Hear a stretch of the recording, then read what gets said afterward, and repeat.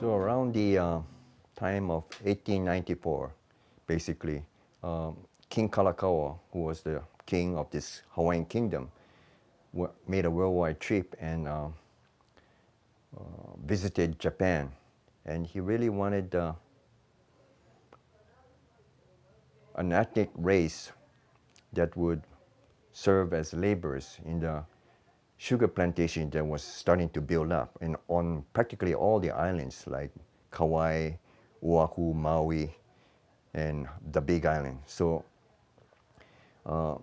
there was that need for workers. Basically, he wanted to cement a relationship with the country of Japan. So much so that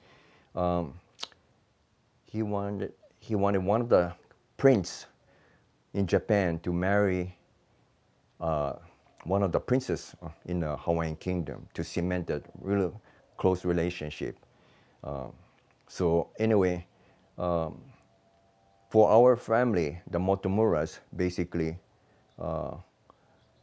in 1898, kind of like a late, maybe 4 or 5 years after the country of Japan allowed immigrants to immigrate to other countries. The reason why is that Japan was hit with basically close to famine state, and they were heavily hit by the tax because they went from the feudal system to the country, setting up a Japanese government. So they were heavily taxed. So they weren't able to farm, have a purchase or lease large parts of land to really grow a good rice harvest enough to sustain the family. So this would be roughly about 1894 period. And as far as I know, our family, the first immigrant, Issei, was Kunitaro Motomura. Kunitaro Motomura, he was adopted. His name was actually Kunitaro Takamoto, but he was adopted by this childless family. And you have to think that during that time, to feed another mouth, you have to be kind of able to do that. So that's one thing a little interesting to know, that they would allow their only son to leave Japan and not basically take care of them, the adopted parents. Yeah. With King Kalakaua's visit to Japan, basically, the government of Japan allowed their people to immigrate to other countries. I think one of the first countries was with the country of Brazil. And in fact, my grandmother's sister, my paternal grandmother's sister, did go to Brazil. Yeah, but since then we have lost contact with them.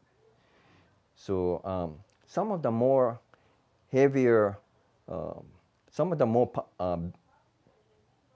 bigger prefecture in Japan was like from Yamaguchi, Hiroshima, and Kumamoto was kind of late afterwards.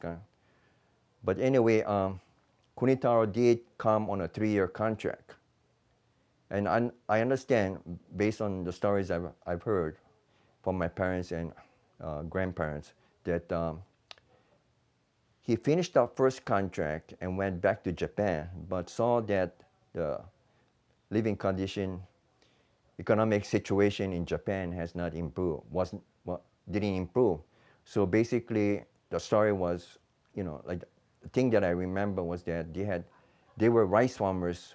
The Motomuras was rice farmers, so they had sold some of the farming equipment to make his passage again, and back to Hawaii again. So he did sign up for another 3-year contract.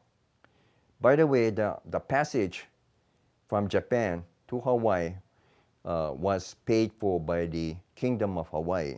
And upon arrival in Hawaii, basically, uh, you would have recruiters from different plantations, sugar plantation. And on his second contract, 3-year contract, he saw he found secured a job with the Honoka sugar plantation. So from there, I think about a year after working there as a store clerk, he decided to break his contract and move to the Kona side. To do that, of course, being a contract breaker, kind of clandestinely, he walked during the night and slept during the day under the trees or whatever. And took him 3 nights and 2 days basically to go over the saddle to the Kona's western side, West Hawaii basically. Because at that time, he was kind of late start. Kona was starting to lease land to to people, and so he decided to be a coffee farmer. No experience in that, but one thing the family has mentioned over and over again, and there is a book of all the Isseis, and basically Uncle Ted Fuji basically wrote on one documentation saying that when he came over to Kona, he befriended this Wallace family, long-time ranchers in Kona, and probably one of the early landholders in Kona. But anyway, he landed in, he arrived in Kona, what is referred to today as Hololoa. So it's more towards the Kailua side. And his conversations with the Wallace family, I think, kind of helped him find the land that he could lease. And till to today, that land is very productive. And he cleared 10 acres.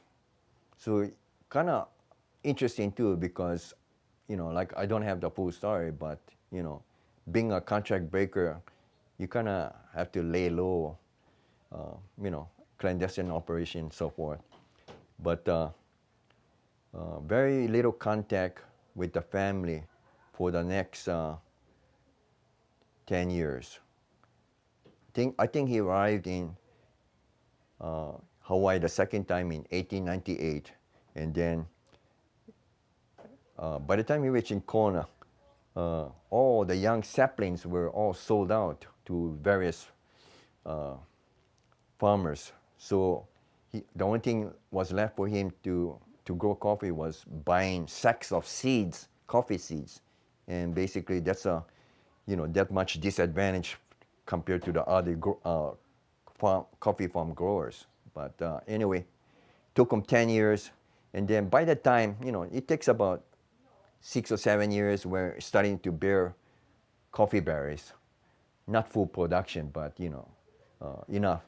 So by the 10th year, he did make contact with the family in Japan. He had a wife, Issei Motomura, and then he had Tsugi, the eldest daughter was Tsugi, and then Masaki, and Masaki is my paternal grandfather, and then Hatsune, another daughter. And Hatsune was 11 years old when she came to Hawaii. I remember the family talking about that before he left for Hawaii on his second contract. He wanted to take a picture of all the 3 children, and then they had to prop up Hatsune because she was less than a year old. So with that, they always mention that. But anyway, so the family arrived in 1908 on this vessel called SS Siberia, and it's all that document is available for those who's, from governmental sources. But anyway, so the family went into coffee farming. Yeah. One thing about when he procured the land, it was undeveloped. So this 10-acre plot that he cleared, he basically have to, clear the whatever was growing. And the family again mentioned that, you know, to be fertile land, his feeling was that to find fertile land, he felt that if he find one parcel of land that the guava stump was real big, like 12 inches, in width, that was common in those virgin land. So he felt, oh, if guava grows that well, then it should be okay for coffee. But this, like I said, back then you haven't had no machinery, so it's barely cleared by land. And today, the people that is farming that same parcel of land still have the rock pilings. You have to clear all the rocks and then plant the coffee trees. So all those rock pilings are still there. The original rock piles, not moved. They didn't clear it away. So takes you back all the way back to that time, prior to 1908, as far as that. And anyway, the chain of custody of the land is very interesting. Like I said, King Kalakaua visited Japan, and then the land that he finally cleared, the 10-acre parcel, was originally owned by the mother of King Kalakaua, the king that went to Japan. But anyway, the chain of custody then went from the royalty started to give land away, and it first landed in the hands of a missionary, Christian missionary, called Reverend John D. Paris. And in turn, John D. Paris sold the land to the Greenwald family, very prominent, again, family living in the area very close to where the original parcel of land is. So, and then understand that, say the wife didn't get too much involved in the farm, neither picking it or helping on the farm, clearing or maintaining the farm. But Masaki and Tsugi, the daughter and the son, pretty much ran the farm alongside their father. Yeah. So Kunitaro Motomura was known to be one of the few Japanese who was able to converse in English. So his services was sought by other people requiring that translation and so forth. So I think during that, from the time he arrived, from 1898 to 1908 and beyond, basically, he kind of used that expertise to support himself, basically. And you gotta understand, money was not really available by these people asking for his services, translation services, and so forth. So they probably gave him a lot of food, whatever, fish or whatever, vegetables that they probably grew on the side, and then or a lot of sake, that's for sure. But that, to me, was accelerated his demise because he passed away at age 53. He was known to smoke a lot also, so that all of that accelerated his demise, basically. So anyway, so understand he retired early So maybe in the 50s, he probably retired and then handed over 5-acre parcel to his eldest daughter, Tsugi, and she was married to Mr. Ikeda. And that parcel, that 5-acre parcel, my dad procured it, and we grew up on that 5-acre parcel. Grandpa Masaki basically took the other 5 acres and maintained that all throughout his life, basically. And I think a neighboring parcel was leased also, but wasn't cleared, and that was another 5-acre parcel was maintained by my Uncle Kuniyoshi, Paul Kuniyoshi Motomura. So that's pretty much it. So about as far as that, but as far as education, understand Kunitaro was a very educated man. So after working a full day on the farm, he took his 3 children and basically educated them, something like homeschooling. I guess a lot of families wanted their children born in Hawaii to learn Japanese, because possibly with the aspiration that after they made their they made their money in Hawaii, they were planning on returning. So they wanted the kid. Of course, they're going to take their young kids. So they wanted the kids to know Japanese more than English, basically. So when the family arrived, they had two more children. The older one was Kiyoshi Motomura, and he was born here. And Kiyoshi eventually retired from as an English professor in Waseda. He went back with his mom and younger sister. So the youngest sister in the family, child in the family was what's that? Issei. Yeah. For medical reason, Sei Motomura, upon the husband death,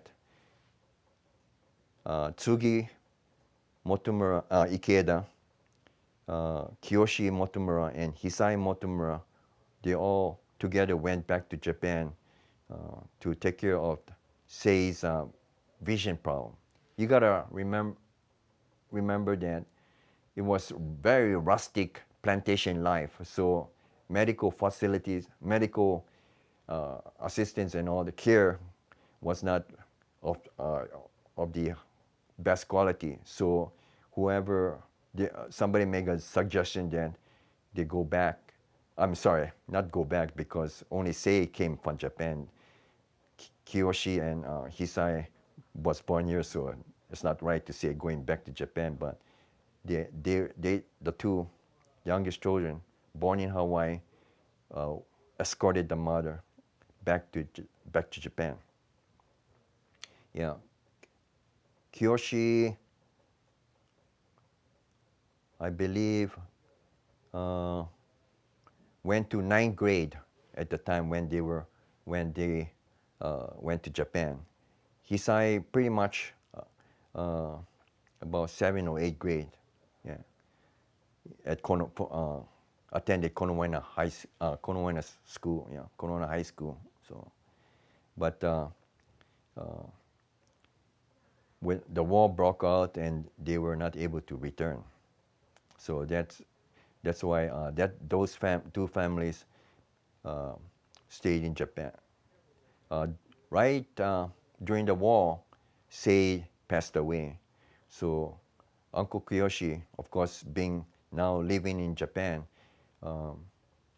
had to join the Japanese Imperial Army, and had, according to him, had gone twice to the Philippines to decipher any Allied documents, whereas we did the same our side of the family also went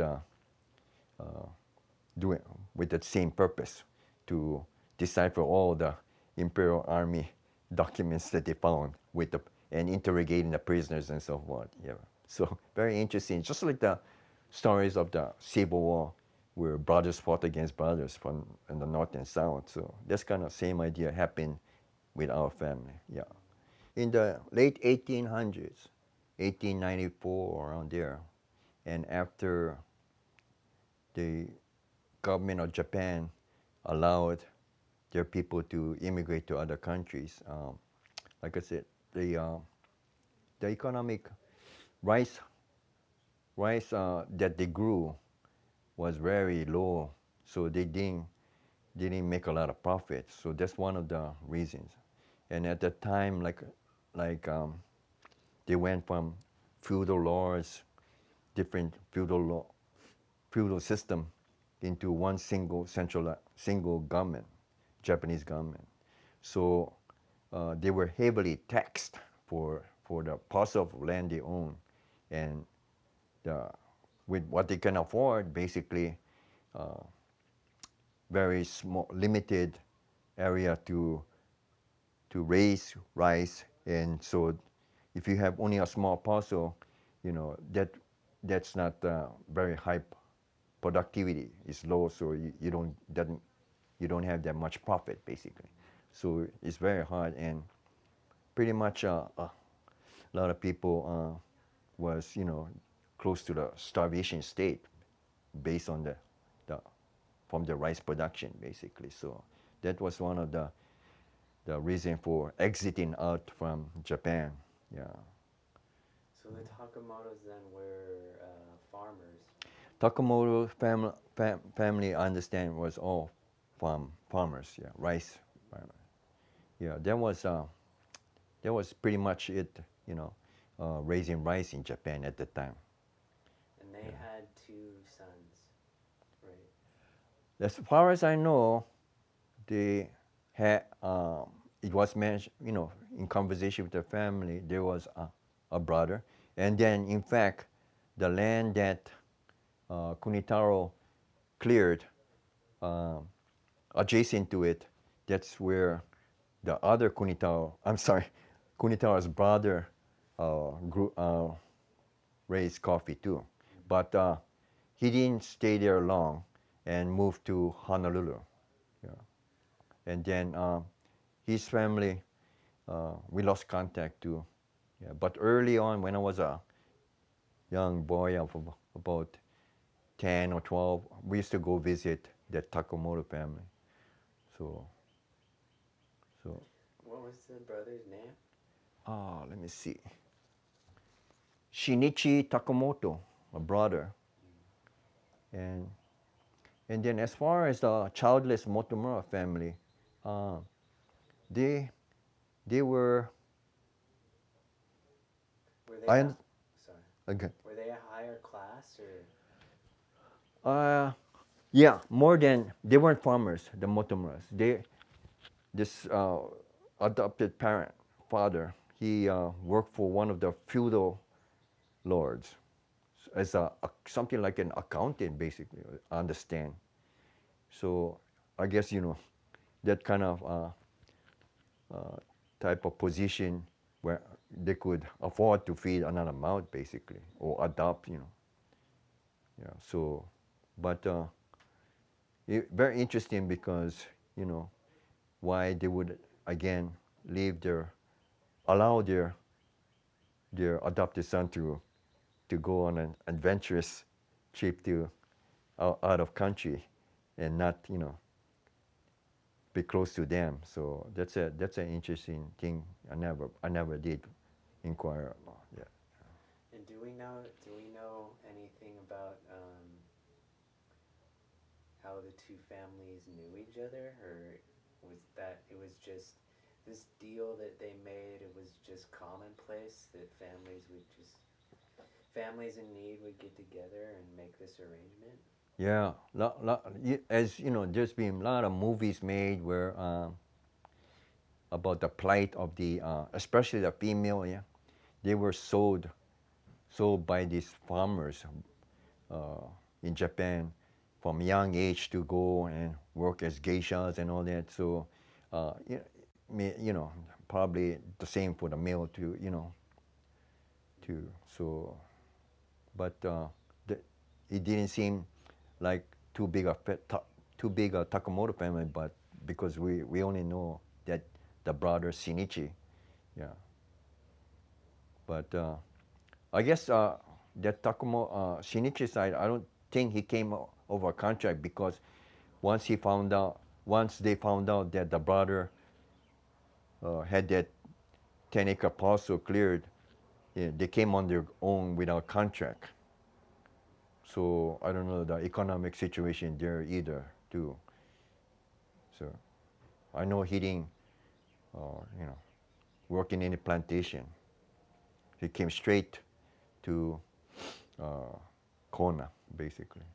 And I think also that the eldest daughter, Tsugi, she came over as a single, you know, girl, and then married this Ikeda, and there was another childless family, and they went back to Japan.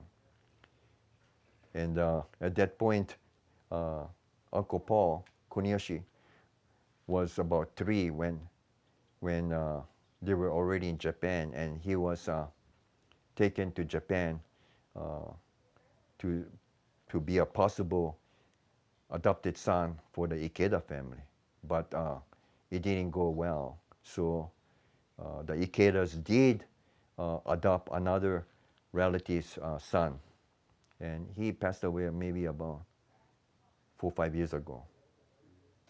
You know. So how old was Kunitaro when he was sold? When was he? When he was sold to the Motomuras, Oh, he was a boy or no, no. young man? Yeah, probably youngster. Yeah, youngster. And do you think then he would have been close to the adopted parents? Very interesting to find out. I don't have Mm. no information on that. Yeah. Is Well, there a reason though? Like once he came to Hawaii, and then his brother was also here, right next to him. yeah. Um, Yeah, I think the brother probably was called by Kunitaro to to uh, grow coffee, raise coffee in the adjacent land, parcel land. He did not clear that land. I know that. well, at some point, Kunitaro could have changed his name back or taken the original family name, right? Or that would have been too disrespectful. You think? To say no in those times, Mm. you know, you pretty much your loyalty to the adopted family. You know, there's no such thing. I haven't heard too many stories where they flip flop back to, you know, it wasn't a common practice, I would say. Yeah. Do you think?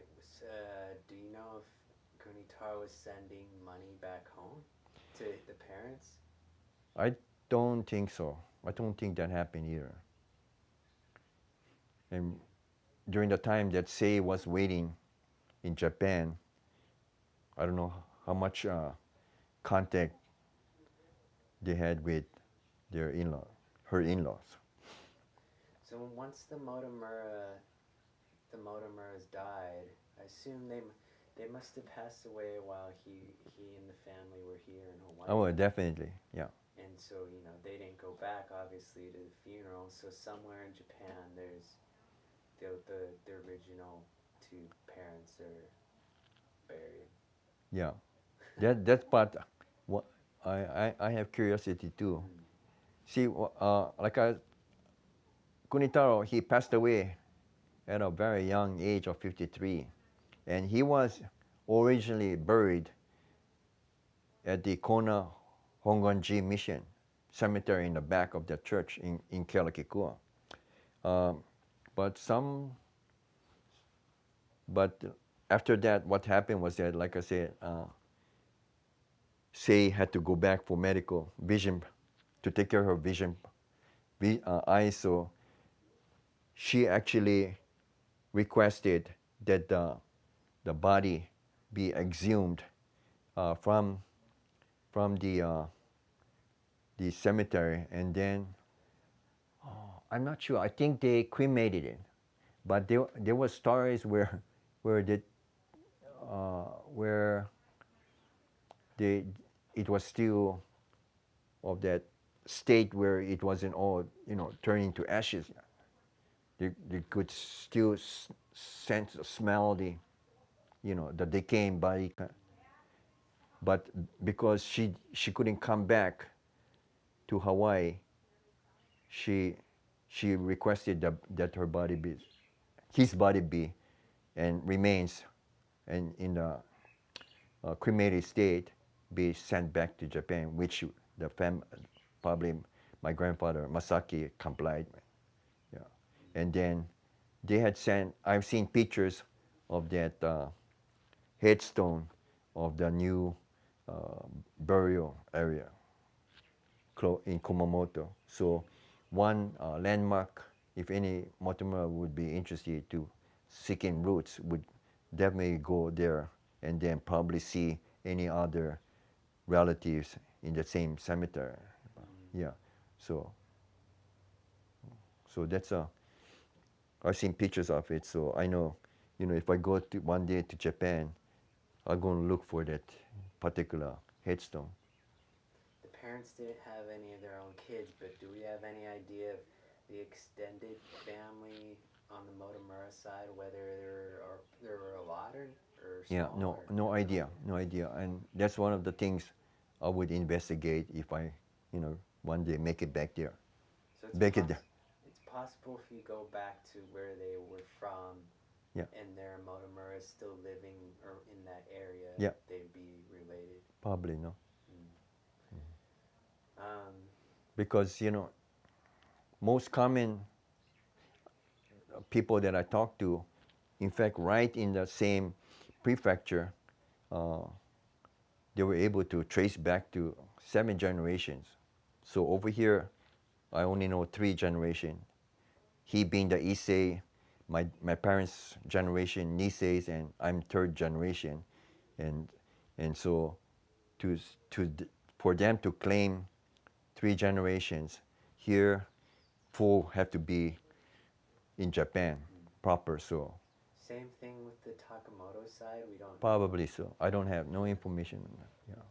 Before Kunitaro left Japan for the first time, he had a wife and 2 kids, right? Or just 1 kid. That part I don't know. Wait. Oh yeah, I think so. Yeah, because Hatsune was barely a year old on the second 3-year contract. So the Masaki is older by 3 years, and Tsugi is older by probably 1 or 2 years older. So those were, yeah, the on the first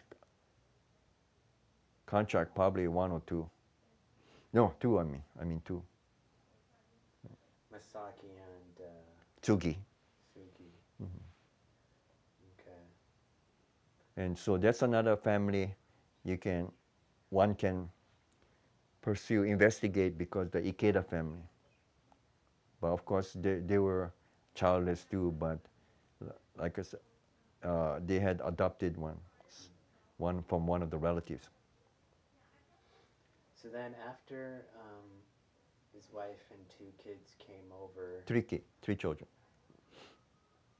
Tsugi, Masaki, and Hatsune. Okay.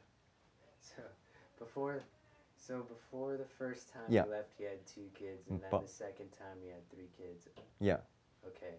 And then so the wife and 3 kids came to join him here in Hawaii, and they had more kids, right? Yeah, 2 more. Uncle Kiyoshi and Auntie Hisae. And they all went back to where they came from. In not went back because they were born here. After Kunitaro died, his Yeah. Widow and the 2 youngest children Yeah. went back to Japan. Yeah. And that was, do we know around when that was? It's before the war, right? Yeah, before the war. But, because of the war, Uncle Kiyoshi wanted to, was making plans. I've seen letters where, you see, in Japan, uh, they were conscripting so into the army young men as young as 16. See, they were already occupying Manchuria, so they needed that military presence there to in the occupied Manchuria. So he said, I remember reading a letter where he said he didn't want to go to uh, Manchuria. So if how is the things in Hawaii to come back to Hawaii. But I guess that would mean leaving his mom there, you know, to fend for herself, a widower. And then I don't know when Issei, the youngest daughter, got married to somebody in Japan. Yeah. So the second time that Kunitaro came over, um, do you think that he was? Do you think that he was recruited to be the store clerk, or based on his first That's time yeah. here, he had already? The story that I heard was that he was a very frail man. So either the plantation who hired him, recruited him, felt that he won't last in the hard cane field. So somehow he got that store clerk position. Mm. Yeah. So he would have gotten that during his first visit, the first time. No, No, I it would I have been the second time. yeah. I think because this was his second trip, I think he might have, being a astute guy, uh, he on his first trip probably picked up some English, and then enhanced by the second working as a store clerk. Because if you work in a plantation, you don't talk to nobody. Those people would be after you to stop talking, cut more cane or whatever job that they were doing. So I think, but all that helped. And I think, like I said, when he came to Kona, because of his English proficiency, he befriended this rancher, Wallace family. And they helped, that ranch helped him procure that uh, fertile land. Because if you go further uh, south, it's all harsher weather, hotter weather, and a lot of rocks, not too much soil, fertile soil. So Josh, he must have had some pool. That rancher must have helped him procure that land. Ranchers talk to other ranchers, and Greenville was leasing out that parcels of land right there, undeveloped though. But like you said, he was in Japan. He was well educated, right? Probably so, Yeah. because of his father's position. Yeah. So at what point during the second 3-year contract did he decide to break it or leave? Do you know like how far into it? Yeah, precisely. I don't know. What what can we can surmise is that from what year land became available to be leased in Kona. See, the whole island, Big Island, it was all owned by plantations. It got into the hands of the big sugar plantations. So Kona broke from growing sugar and looked into growing coffee, and and of course the ranchers started to parcel out lease their land to lessees. So if we can figure out exactly when they were announcing that, hey, come to Kona and you can farm your own land, be an owner of your own leased land, or I'm, but later on, those leased land, you were able to buy it, real estate became real estate land. So that's when the Motomura family uh, stopped leasing and bought the fee simple lands, at least for Grandpa Masaki and my dad. So we grew we grew up kind of uh, frugally because uh, he he basically had to pay. How much was that? We had 5 acres, so and they were selling it real estate for $3,000 an acre. So took us a while to pay it back. But anyway, so Kona was the first part of this big island to do that. The plantation, they kept their land to keep on growing sugar, so they wouldn't be leasing land. But here was an opportunity for a lot of immigrants to say, oh wow, me, I'm gonna try raising something on my own. And interesting enough, uh, like I said, he was a store clerk in Honoka, but coffee was introduced uh, first in Honolulu, but as far as the Big Island, was right next to Honoka, Pauilo, this area Pauilo, and even till today, you see remnants of these coffee farms. But that altitude and so forth, uh, colder climate, uh, really didn't work out well. And and then I guess someone's introduced coffee to Kona, and that we all know the reputation of the Kona coffee being worldwide, good drinking, good tasting coffee. So that altitude, temperature compared to Pauilo, colder climate, uh, made it made a bigger mark in Kona. Yeah. But now it expanded further down south to all the way to Kau, adjacent district, and then lately, the past couple of years, the coffee tasting contest, the Kau coffee beat, um, you know, garnered the first place in compared to Kona coffee. Interesting, but So basically, he saw an opportunity to farm on his own independently. to break out on his own, but he was still into his contract, so he had to.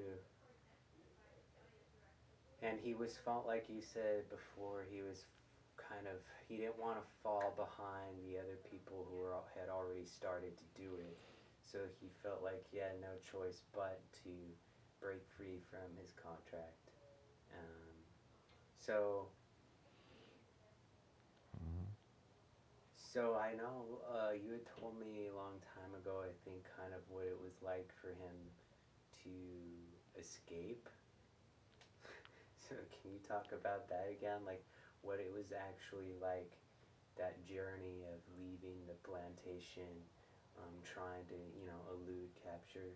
Yeah, yeah. There were stories and published books and so forth where there were hunters hired by the plantation uh, to go and bring back those workers who broke the contract, who still needed to be indentured to the plantation, but very few was captured and returned. So uh, not really a big high priority for the plantation. Cheap enough. I mean, you only paying about $15 a month, and plus living allowances and so forth. So, you know, it's not a big loss as far as that. And you said there's potential of bribing the bounty hunters, right?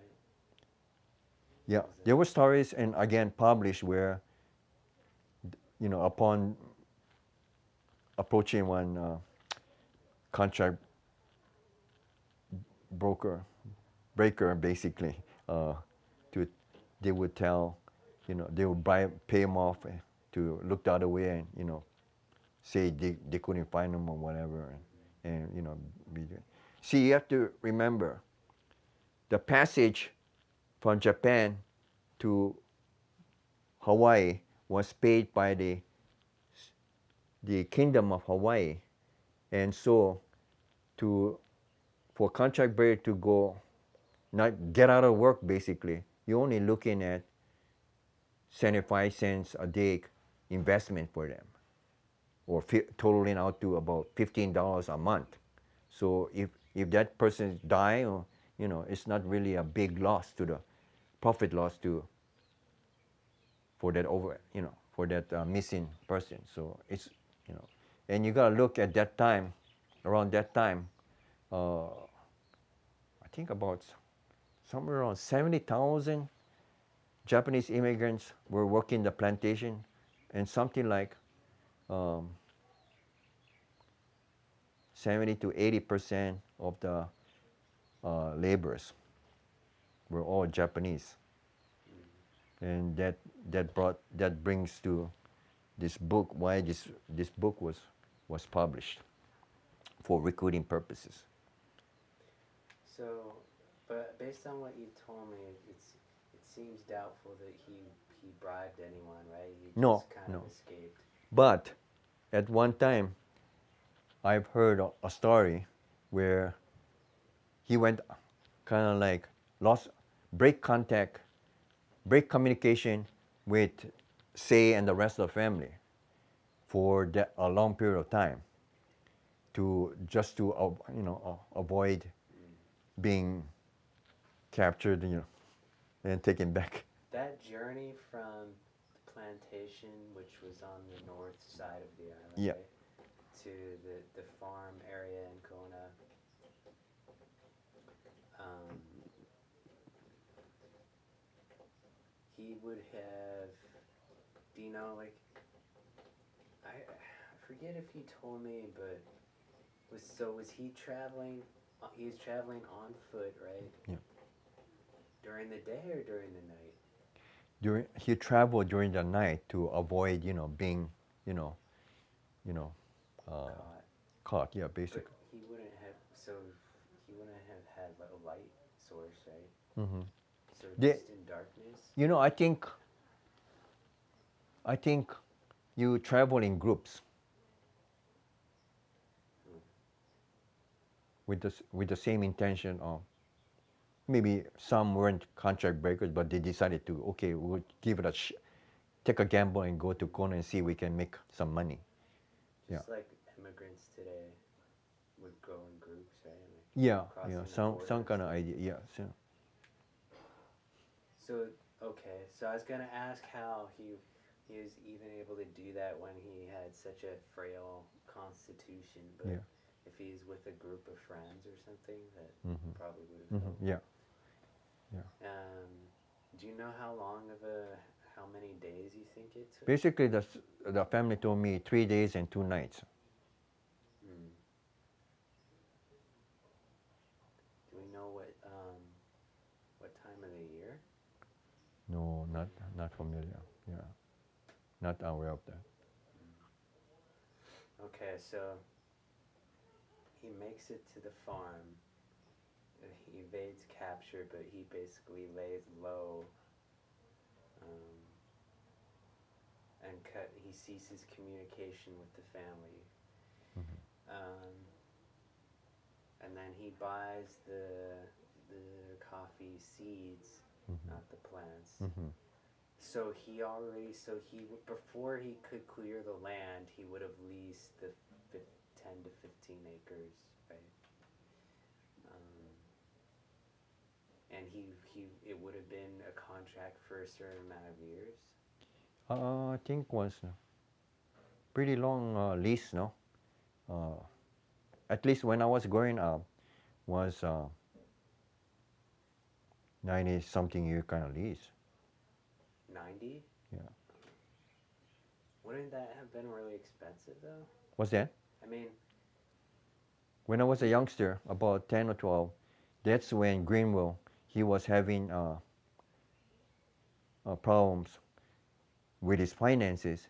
And then instead of leasing it, the land, he sold the land, parts of real estate. So he made, he was able to come out of a financial situation through that.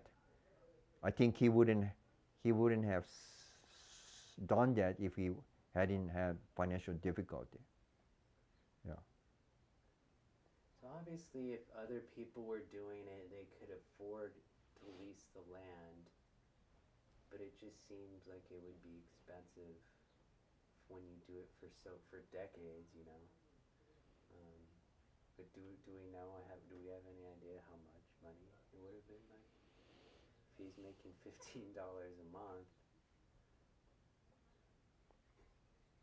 A few $1,000s or something? Per year.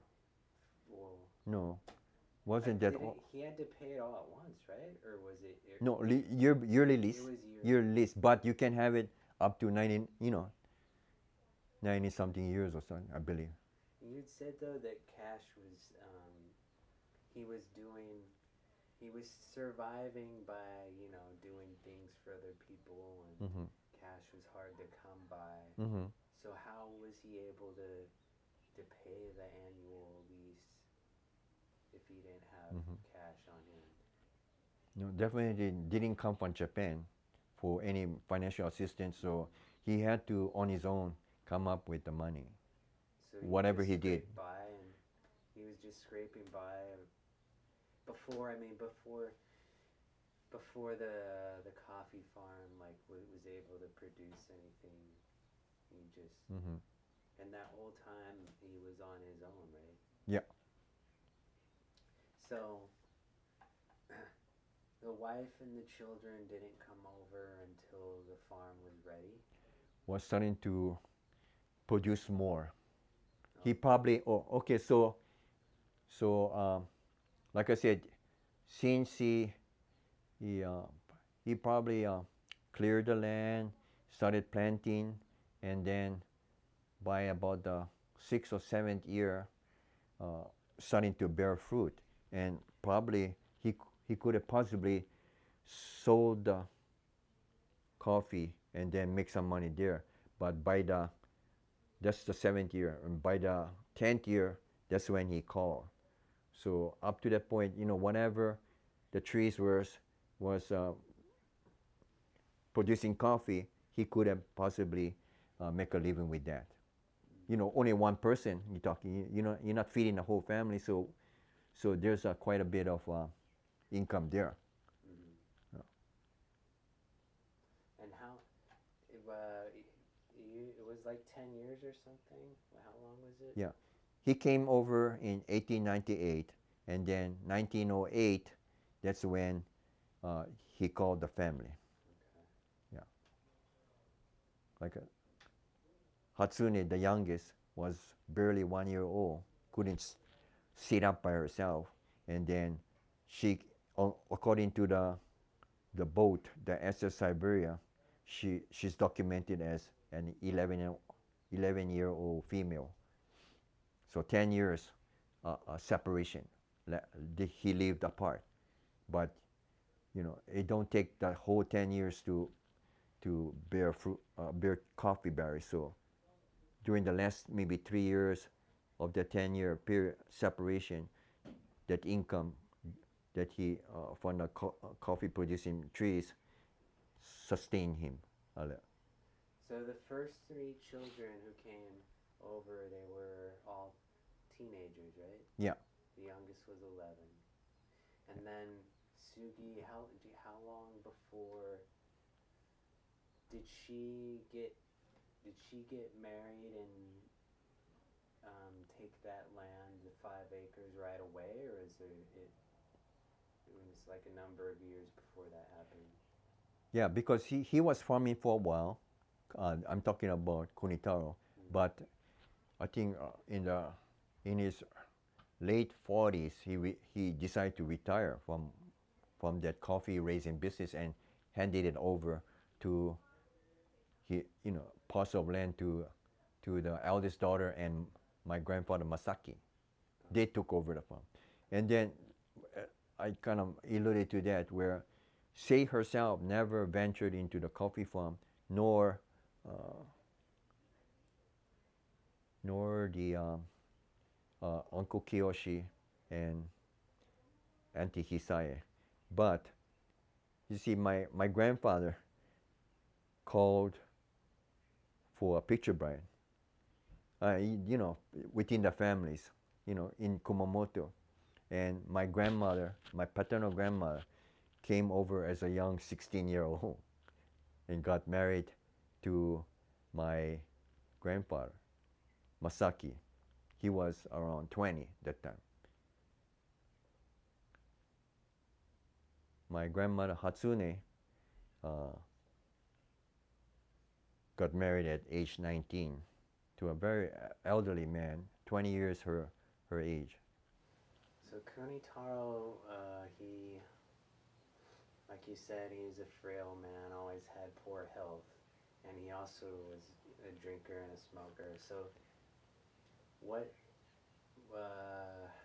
year did he die? I'm not really sure on that, but all I know is his age. I never really calculated out to when he was born and so forth. But let's see. Before the war, right? He died. Yeah. So let's see.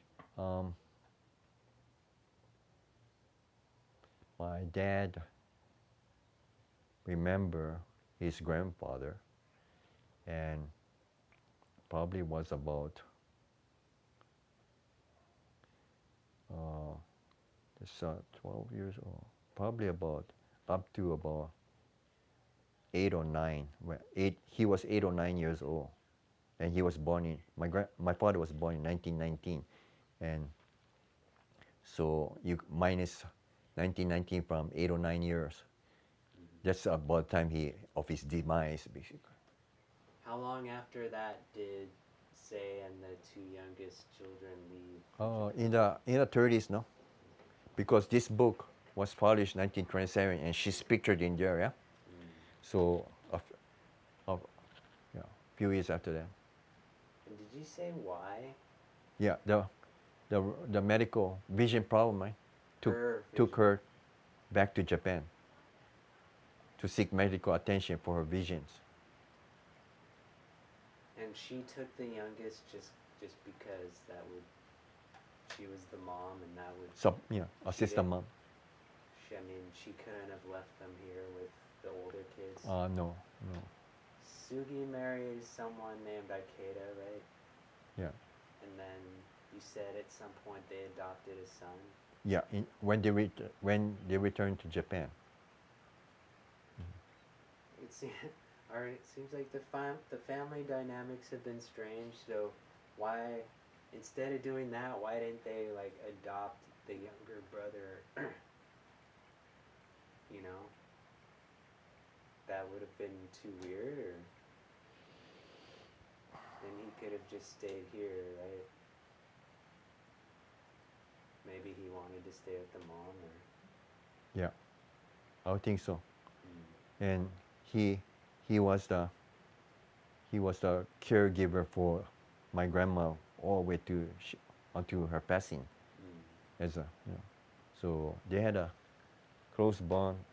Although he got separated from mom at age 3 to go and see if it work be adopted by the Ikedas. So maybe the Kunitaro's vision all along was at some point to take the whole family back to Japan.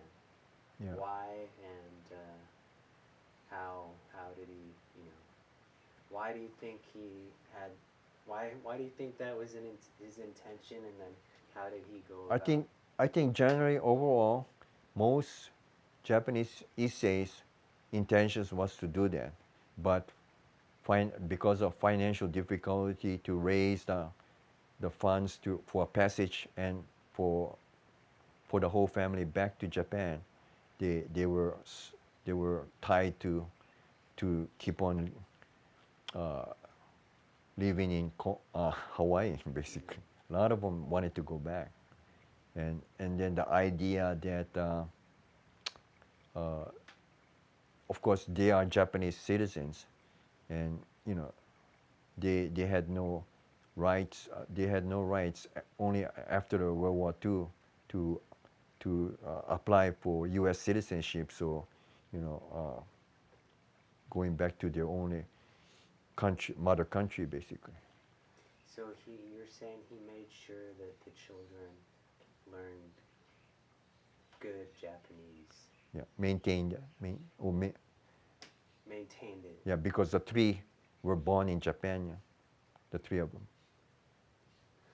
the first three children. Hmm. But since when he came over, he was only one of two people who really spoke English of the Japanese, right, on the Hmm. island. Hmm. So how, but it seemed like for the next generation who were born here, they were naturally speaking English. Like that was the first language learned. Yeah, just second language. So Second they were language. still, because they still had Japanese at home, Yeah, right? And probably at school too, right?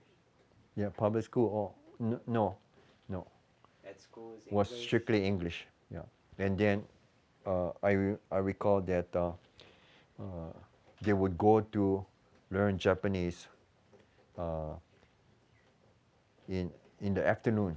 Japanese. They had the afternoon Japanese class, but it was primarily uh, this kind of services was provided by the church, Honganji Church. Mm. Yeah, But that generation would have been the first truly bilingual generation. yeah. Um, So of course, Uncle Kiyoshi, born here, went to Konowaina school, and also his younger sister Issei uh, went to Konowaina. So they, up to the time that they passed away, both of them, I was in communication with them. They were able to converse with me in English. I didn't have to use my Japanese speaking abilities to converse with them. Yeah, and but the older kids like yeah. Masaki, They didn't have any. The parents, the father didn't teach them English. so they never spoke English, or they They just hardly spoke. They only very little pidgin English, or yeah. and that's so when you were a kid and you were hanging out with them, then Yeah, only in Japanese. oh okay. See, our generation too, the Sanseis were were uh, were sent to Japanese school in the afternoons Mm, after normal public school, okay. basically to converse with the grandparents. Most of the family, practically all the families that wanted to, you know, because you live in the same household with your grandparents, not like today where, you know, when you become an adult, you look, yeah, So so he died not fulfilling that goal of yeah, taking the family yeah, back home, yes, but eventually his widow and the two youngest children went home for medical reasons. yeah. Do you think it ever did it ever enter your Masaki's mind just to go back to, or you think that this was home? No, I think my grandfather pretty much accepted Hawaii and United States as his new adopted country. Mm. Uh, like like after the World War II, by that McCarran Something Act, which allowed Japanese aliens to apply for U.S. citizenship. I'm proud that both my my maternal and paternal grandparents